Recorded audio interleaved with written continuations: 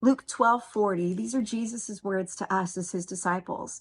He says, "You also must be ready, because the Son of Man will come in an hour when you do not expect him." It's this idea of Jesus saying, hey, be alert, because the Son of Man will come when you're not expecting him. And I remember reading this as a girl, and I will admit there's a little bit of fear attached to this verse when I would read it. You know, it almost was this idea of like, God's always watching, you better be on your best behavior.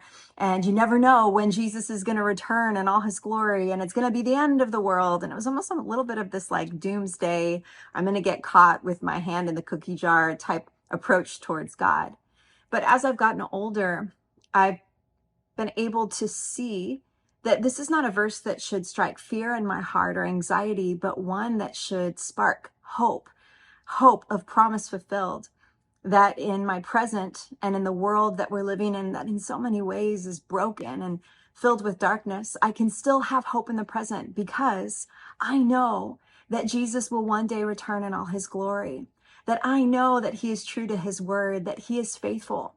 And it's this hope that allows me to engage in the present with an alertness, with this prayerful expectation to say to God every day, God, how do you want to use me? What are you doing? Let me be a part of your kingdom work.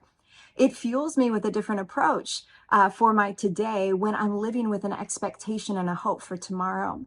And that's my prayer for you, is that as you reflect on this verse, that whatever your present circumstances look like, whatever the state of the world is in, that we would take heart, that we would have hope, that our hope would be grounded in Jesus and his promises fulfilled in our lives, and that we would every day have an alertness ready to be used by God.